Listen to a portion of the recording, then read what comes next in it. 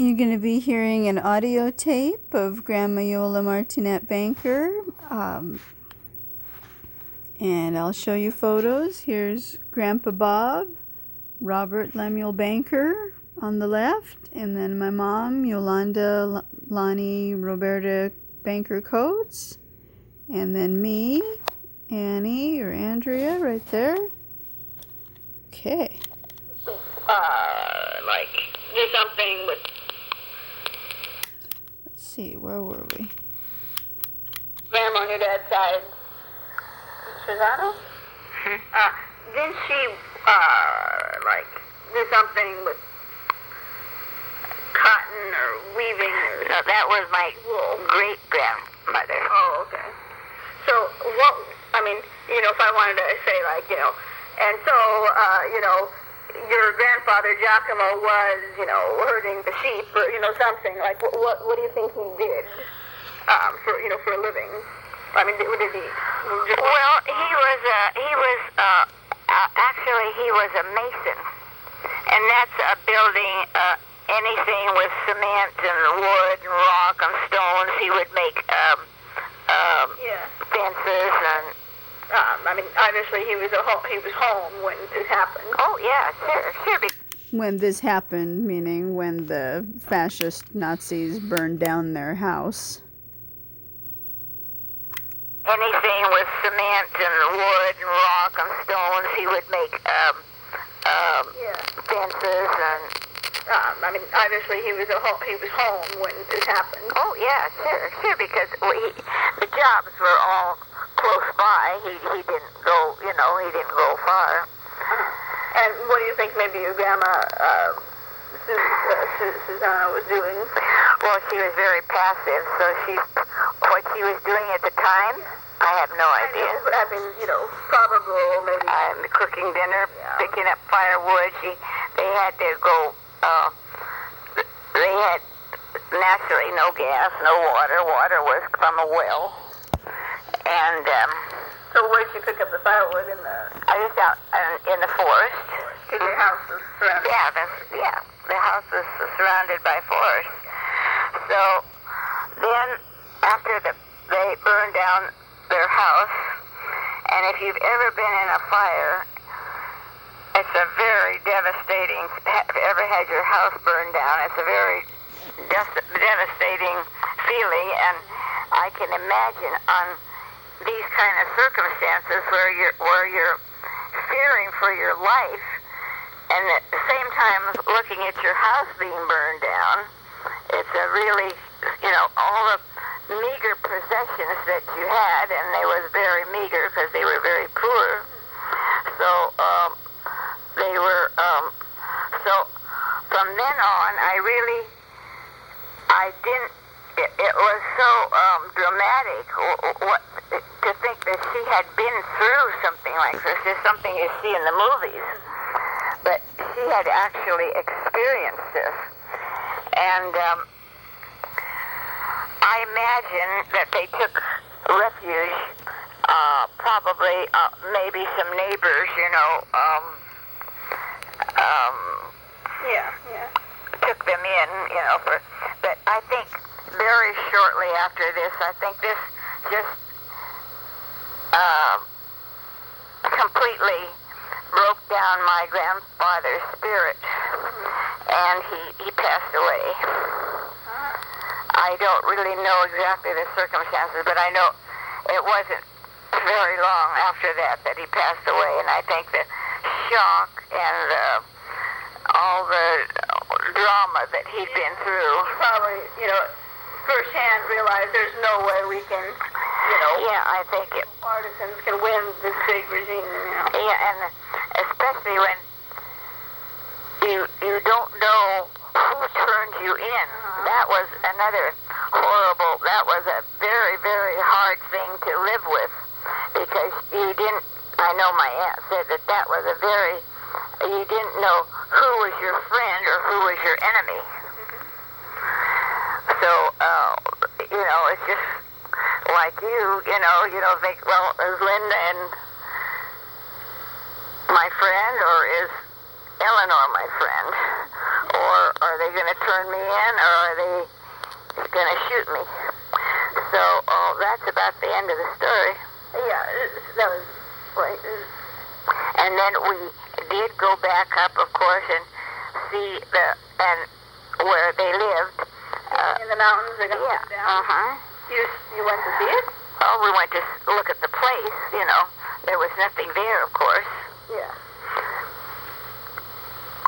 because everything was gone. Everything. Probably they had I know they had a goat. I don't know if they shot the goat too. Probably did. Shot everything.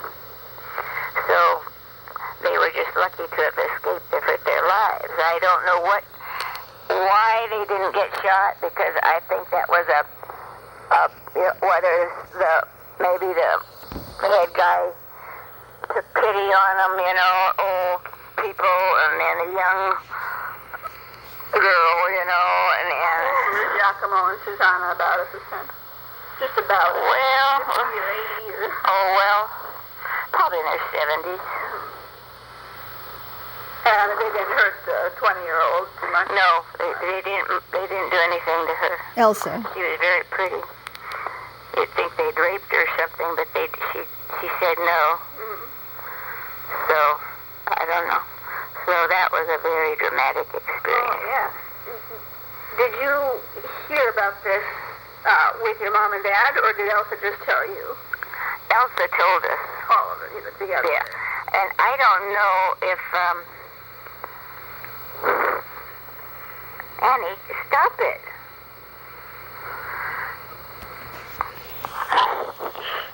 I'm going to shackle you. Handcuff you is a better word. And so, you know, you can see all the pictures and movies you want about this war, but when you go through it personally, or even here, I think the people in America, we really, unless you had loved ones who were killed in World War II, you had no actual discomfort. You know there was a war going on.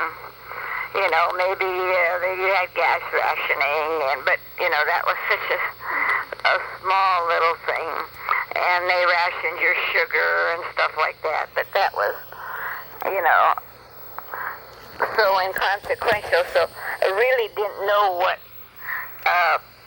Because all we heard was we didn't take a newspaper.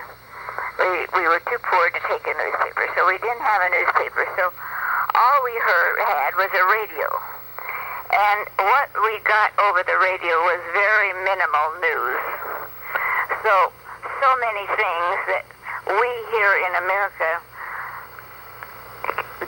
couldn't really understand what really happened over there. Yeah. And I imagine the people that went through the Holocaust, you know, their stories were probably, you know, just so horrible that just really hard to, we here in America. Can I just ask you real quick, do you remember anything about how Elsa told you, like, I mean, did Elsa start to cry, or, you know, what did Elsa look like? Tell me what Elsa looked like. I can't really remember. You just have to make that up, honey, because I don't know. Blonde or brown? Oh, well, she kind of had, like, light hair, light blonde, like Mom. Was her eyes blue or brown? Brown, I think, or blue, maybe blue. Okay. And a medium height, and nice figure, and nice looking lady. So did she tell you this story pretty soon when you first saw her, or? Well, I think she had written, her and my other aunt, who was here in America, would be her sister, corresponded a little bit more than she did with my father, because my father was not a very good letter writer, so he would get the information from Manya. Yeah. Easy day, I think. And so they just said that they had been through quite, they'd had a very, very hard time in World War II. So did Elsa, She was very stoic, like my aunt, my grandmother, very, it was hard to know exactly what their feelings were, because they didn't really show too much their expressions very much, but you could tell that it was a very sad thing that had happened to her. They were more, I guess, my grandmother having had a very hard life, became kind of a hard person, kind of quiet and serious. So, she didn't say too much. But Elsa didn't show very much emotion. She was younger, of course, and she was told us, of course, that it was a very sad, sad story that she had to tell us. This photo, I think, was taken when my mom, Yolanda, Lonnie, Roberta, Banker Coates, when she turned 50. And I looked about the right age then. I think we went up to Santa Barbara, so I think that's what this is Santa Barbara. Told us, of course, that it was a very sad, sad story that she had to tell us.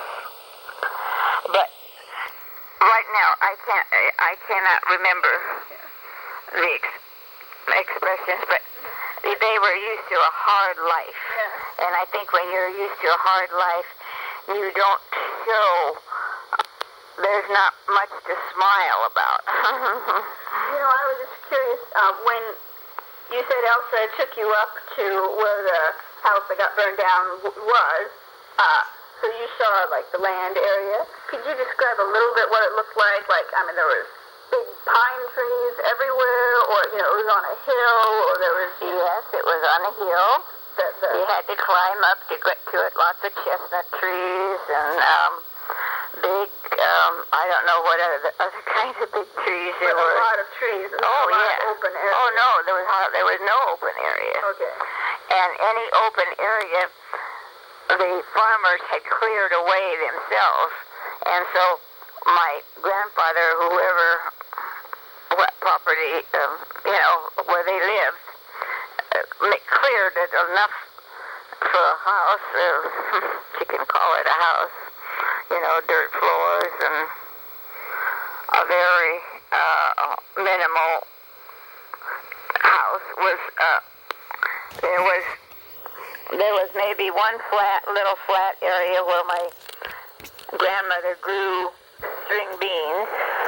So there wasn't much of a farm here. Oh, there was no farm whatsoever. No farming at all. Just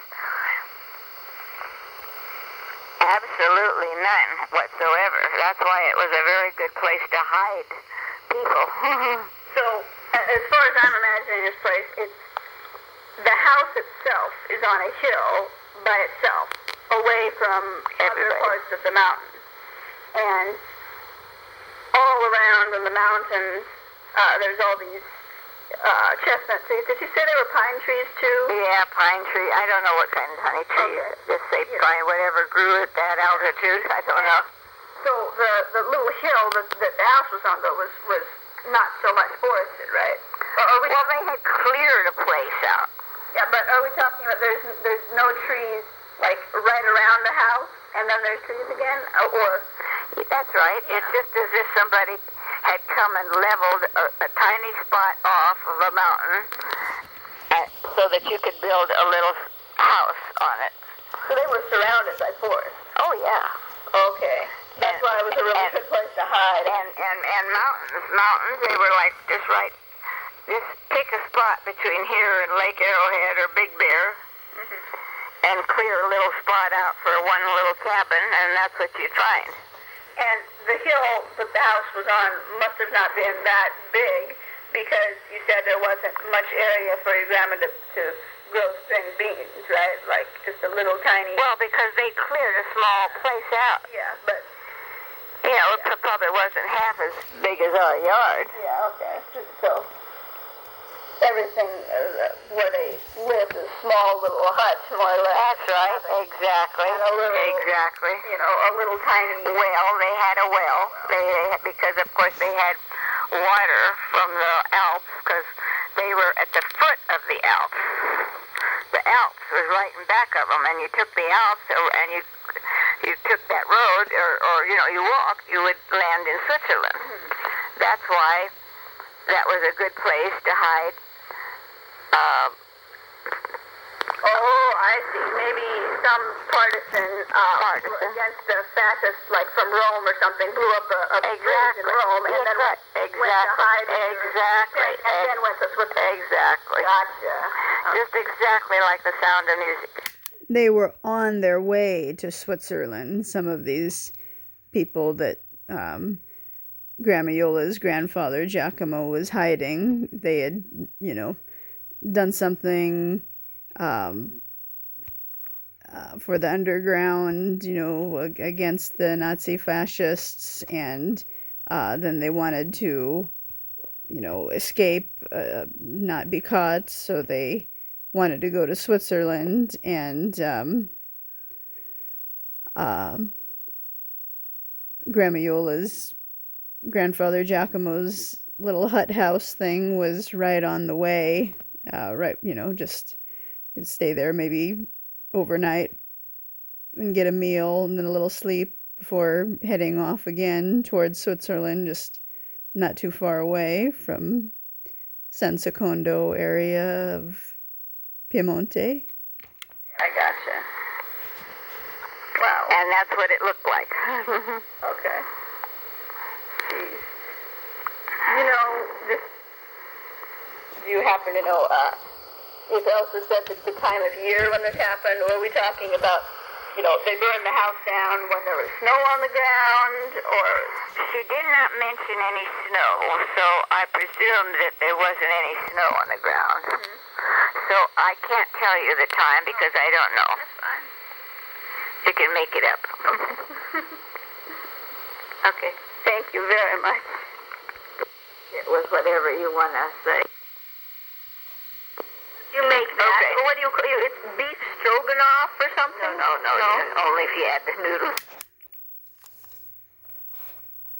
So again, this photo was taken, I think, when my mom turned 50, Yolanda Lani Roberta Banker Coates.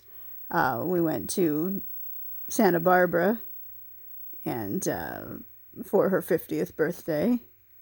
So I think, pretty sure, yeah, almost certain that's where this was taken.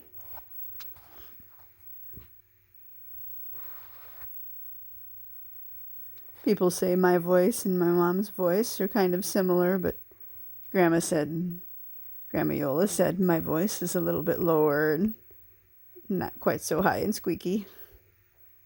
But my mom has a nice singing voice. She was in the Sweet Adelines.